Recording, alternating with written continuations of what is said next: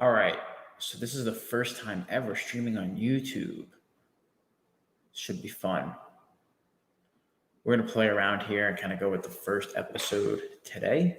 So I just did a jiu-jitsu competition, new breed here in Charleston, South Carolina. It was a lot of fun. I finished up a few hours ago. I just had a little light 50 milligram edible gummy.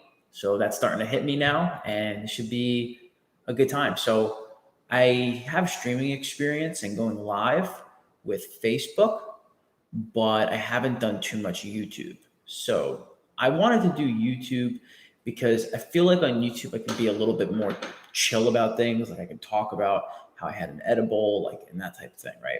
I'm on Facebook, I have friends and family on there. I don't really want to put that persona out on a more personal social media platform. But for YouTube, I feel a little bit more like open. I feel a little bit more like cool with doing a longer style of video, which I hope to make incredibly entertaining as I go through this journey of jiu-jitsu. So this is episode 1 of the White to Black Belt podcast, where I document my journey of going from a white belt to a black belt. So I want to kind of start it off with a little bit about me. I am currently a white belt in jiu-jitsu. I am very focused on no-gi jiu-jitsu in particular.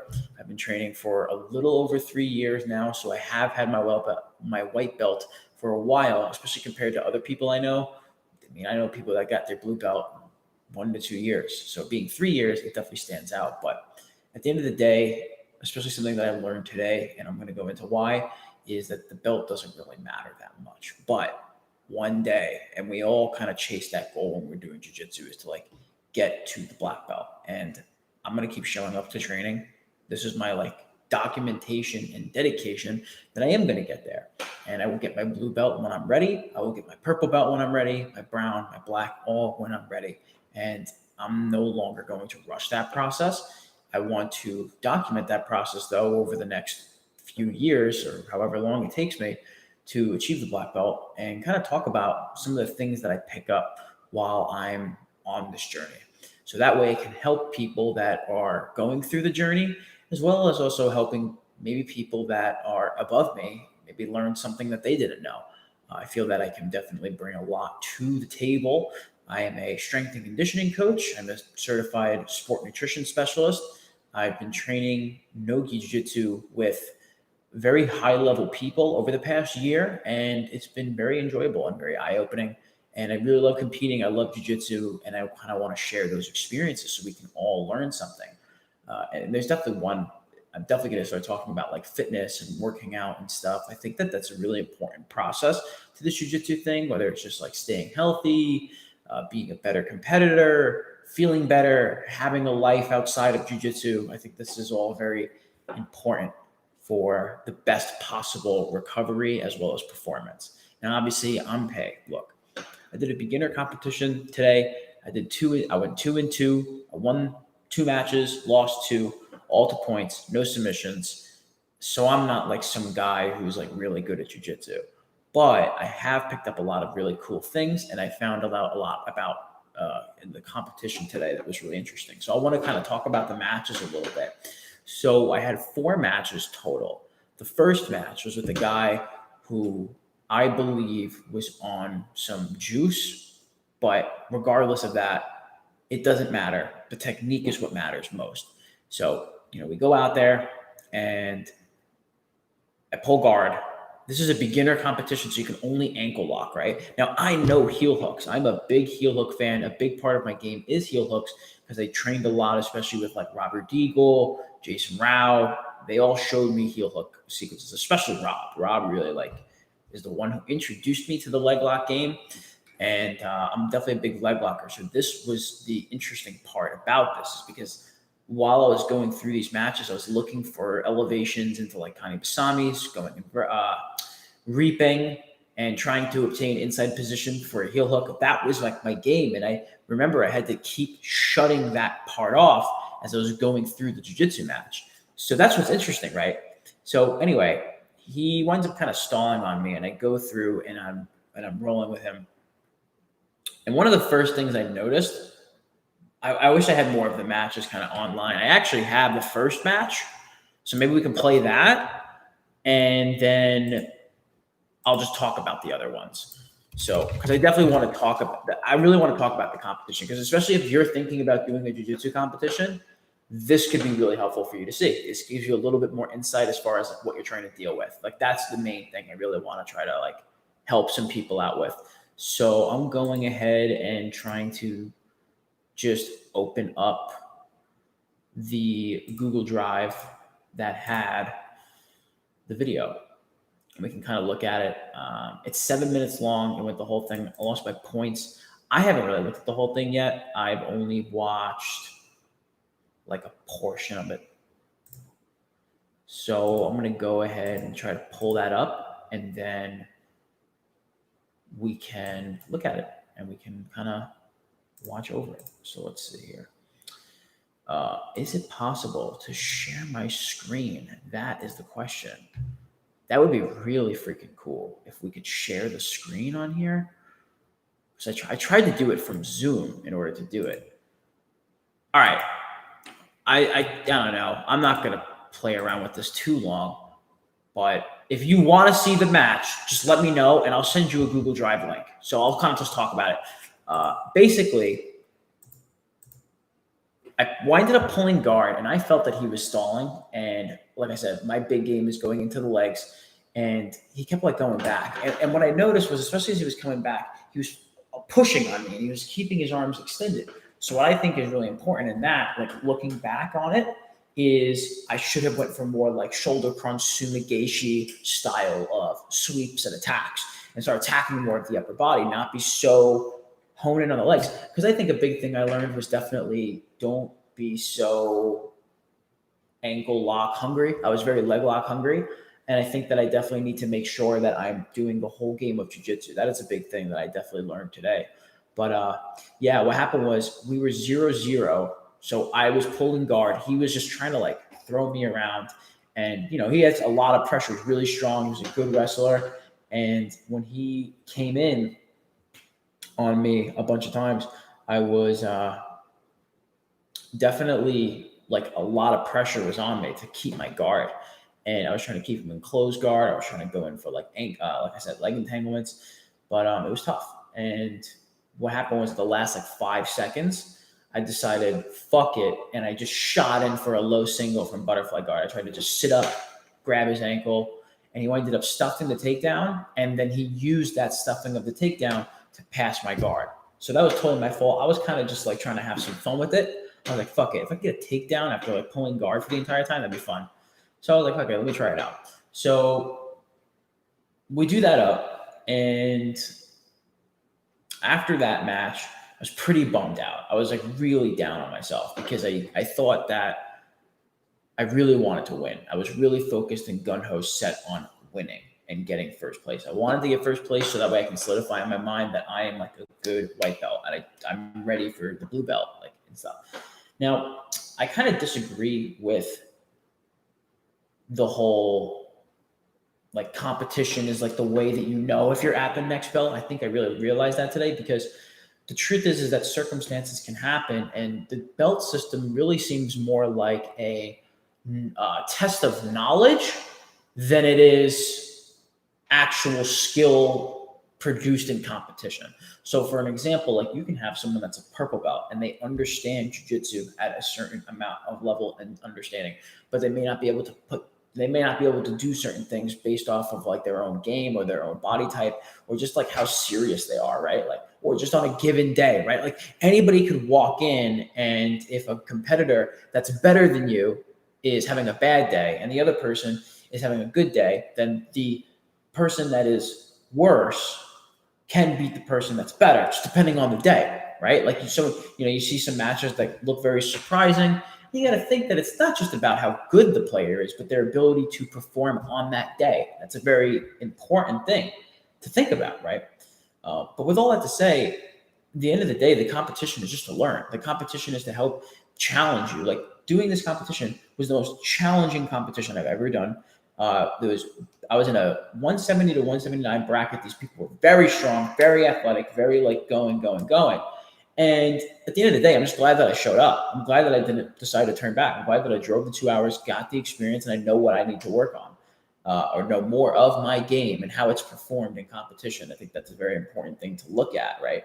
Especially when you're going against people that aren't in the gym, because then you get a whole new head of like people, and especially people in the sense that they're just like you have no idea what their game is. You're just going against this random person versus someone at the gym. You kind of get like an idea of what they do. You get more comfortable with each other. You guys aren't trying to kill each other. But yeah, it was a lot of fun. And while I was bummed out in the first, I actually considered just leaving because I was so upset that I didn't win that match, and I was so like down on myself. So then I decided, screw it. I'm here. I already paid $150. I'm just going to do it, right? So you go into match 2, and damn, body type difference for sure. The first guy was like the fucking like Hulk. Like I said, if you want to watch the match, you can. But he was like 170 to 179 pound weight class. He was jacked. Now, I think he might have been juicing, but like I said, that doesn't matter. Like at the end of the day, it's about the technique, and you should be able to fend off a person that's just like stronger, more athletic than you. So to me, it doesn't matter. You just have to learn how to roll with those kind of people, and that's exactly the experience I gained today. I think after every competition, I feel a lot better. So I definitely would say to you, if you feel like you want to do a competition, you definitely should. But we get into match 2, and it was basically I swept him, passed his guard, he re-guarded. I fell back for an ankle lock because I was so gun-ho on getting this ankle lock, but I really should have just passed and pinned. I have no idea why I didn't do that. I was too in my mind set on the ankle lock. It's so interesting? Like, you think that this is going to be like some special move, right? I think people look at like the heel hook or whatever, like, oh, you got to learn this move, you got to learn this move. You got to be dynamic in these things, maybe be more specific as you go against a particular individual. But I think especially in the beginning, as the white belt, it's definitely important to pay attention to what's going out there really on the mat. And match 2 was definitely interesting because it was a back and forth. I didn't feel as much like strength from the opponent, and I feel like he was definitely a little bit less experienced, to be honest. So, I mean, I guess that's the kind of the name of the game. I mean, the first guy was a wrestler. He had a lot of wrestling experience. So the second guy, I think it was like 13-2 because I lost sweet points for falling back for the ankle lock, and then he stood up. So then I winded up sweeping him again, passing him again. And yeah, it was pretty much 13-2, whatever. We go on to the third match. See, like I can be kind of hard on myself sometimes when I like lose matches, but at the end of the day, it's like, who cares? It's some random tournament. You're doing it for fun.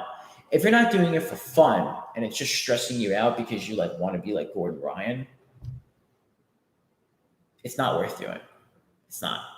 You go out there and you have a good time. And I didn't get injured. I learned a lot. That's what matters most. So then third person was, let's see, third guy was a little bit older. He took his shirt off. I thought that was really funny. He took his shirt off. And I was like going against this shirtless guy. Like, oh, I've never went against a shirtless guy. Let's fucking go.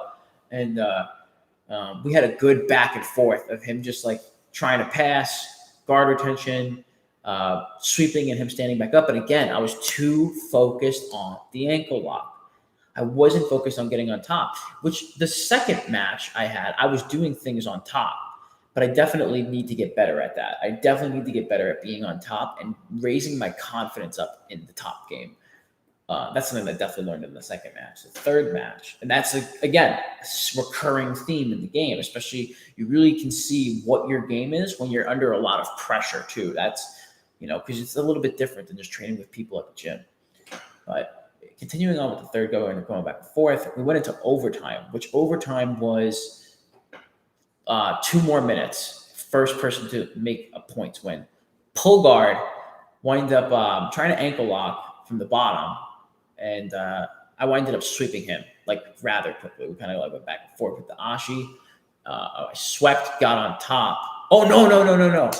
I remember I got on top and then he re-guarded because he like was just like jumping, being explosive. And I was just so gung-ho on like sitting guard. Like, I don't know. It's interesting to see how your game is under pressure, you know? So then we get into the third, right? So we're in the third match, and you know what's happening right now, guys? That gummy that I had is definitely settling in a little bit. So bear with me. But continuing on with this match, it was definitely a good match. Swept him, and then with a Sumigashi. So I finally attacked the upper body, right? So he gets low. He's really coming after me. I see his limbs. I crush onto the chest, to the shoulder, and I knew that I just needed to get the sweep. So I crunched onto the shoulder, butterfly swept, and then it went right into an arm triangle. And I was like, oh shit, I can finish this. And then they were like, oh, first to points, you're good. I really wanted to get a finish. That was like a really big thing. I really set my goal on was like trying to get a finish. That would have been amazing. But it's just being too stuck on that one move. Can't do that. You got to be able to be confident in all areas of the sport. So then we get to the fourth match. I was like, this guy must be in the 185 weight class. He must be in the 180s. Nope, he's in the 170s. I was like, holy shit. And I heard some other guy talking like, oh, that guy's 16. And I'm like, 16? Like, what? You mean like 26 and is on like shit? Like, what the fuck? And I was just so like, all right, whatever, man. Let's go to battle. I was so tired by this point. By the fourth match, I was so tired. I was like, fuck it. Let's go see what happens. I'm going to go try to ankle lock him. And pulled guard. And then what happened was he did 2 on my ankles, and he threw it up really high, and I slammed my head into the mat. And I just was like, when that happened, for a moment, I literally just extended my legs out, and he just mounted me. And I was like, what just happened? And I like kind of saw stars for a second. And then I got back, and I was like, oh shit, he was like going for an Americana. Got in, I ended up escaping, which was a nice pin escape. Had a nice pin escape, got myself out, and then we started to go back on the legs. I ended up sweeping him, and then I fell back for the legs. I fell back for the ankle lock when I could have just come on top and passed. And I know that I'm good at guard passing, or at least like I know that I'm not bad at guard passing, even though I'm like really focused in on legs. I feel like I can also guard pass, and I should have try to do more of that. And even in the second round, I passed the guy's guard like 2 times, so that got me some like good. I guess it got me a little bit more reps in actually hitting the guard pass. So then finishing up, I think he ended up beating me by points because after I swept him, fell back for the ankle lock, he ended up passing me, re-guarded, passed me again. So definitely got to work a little bit more on that offense. That's something that's definitely another big takeaway, especially from that match. And, not being so afraid to go after the guy and, really try to get in there, play your game, be a little bit aggressive, go for the upper body, don't just sit and relax on guard, like, stand up sometimes, like go after them, like try to catch them in something else. Don't be like so gun-ho at sitting that one position, right? Gotta have more confidence in the whole area. That was like the number one takeaway for sure from that match. So yeah, guys, the gummies is hitting a little bit. It's a good time. That's something I kind of want to just do on these, like, I don't know how long it will take for people to actually like come on here and like actually listen to like these podcast episodes. Because I'm just kind of like riffing right now, kind of just going off on one. And this is kind of like how I want to do it. Eventually, I'd like to have guests. If anybody wants to come on and like talk about jiu-jitsu, talk about stuff, you want to come on, would love to have you. There was a couple other things I wanted to go over. I can't even remember the title of this video, so I have to go to YouTube and actually, yeah, exactly. So jiu-jitsu is for fun.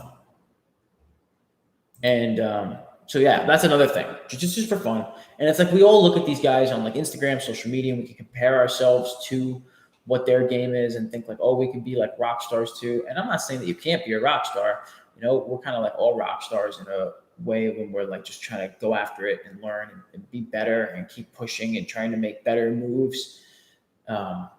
You could be like your own rock star, right? But the main thing that we look at, right, is like we can't compare ourselves to these top level people who've been like training for X amount of time.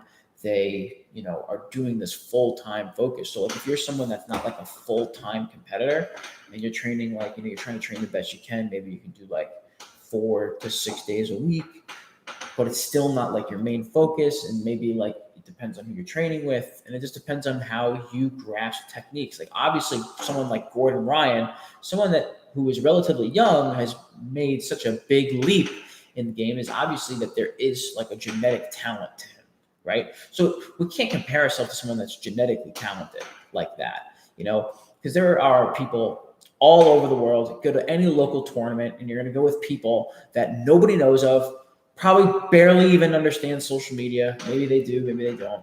Probably just a regular person. They have a family, right? Like you go to these jiu-jitsu competitions, everyone like has their wife, has their kids there. And it's like, you can't go out there trying to like, I don't know. It's just like, it's a different atmosphere, like, yeah, you can go out there, try to be like the best competitor you possibly can. But there are some people that are like training super hard, trying to be like number one practitioner. And then there are some people that like, no, I have like a family. I have, other hobbies. I have other things that I do in my life, but I'm doing this to push myself. And I'm seeing where I'm at and I want to learn and do better. Maybe I win, but maybe I don't. And that's okay. I'm just going to learn, right? It's okay to have that attitude because again, it's obviously it's a sport. Not everybody is like going to be the best athlete ever, but that doesn't mean you can't go out there and win. Go out there and like try to win, but don't like beat the shit out of yourself just because you lose, because everybody loses. I was with people that lost, right? Everybody loses. Everybody loses match. That's what's crazy about jiu-jitsu. You could have all this stuff going on in your head. You could beat all the people in the gym, or whatever the case may be. You just feel so confident. And then you just go with someone random on their day. And it's just like, you can lose. Just like that, you can lose. And we could build up these like mental pictures of like, oh, this is what we can look like on the mat. Like, this is what we're going to do. It's going to be like a highlight reel. You can't think like that. It's more so focused on just getting in there and going after it. And at the end of the day, you're doing it for that sake anyway. Like, yes, be happy that you showed up. That's super important. And then I definitely want to talk a little bit about steroids. Now, steroids are super prominent in the sport, but what I can also say is that steroids are prominent in pretty much every single major league sport. So MLB, NFL, NBA, anybody that thinks that those people aren't on steroids, those top level people of some sort. I'm not saying that they need to take as much as like fucking Arnold Schwarzenegger when he was in his prime, or like, Phil Heath, Mr. Olympia bodybuilder. But I'm saying that they do take something to help with their endurance. Why? Because it's their career, it's their life. This is something that they really are dedicating themselves to, and they want to go against and have the every edge possible. That's maybe what they're thinking.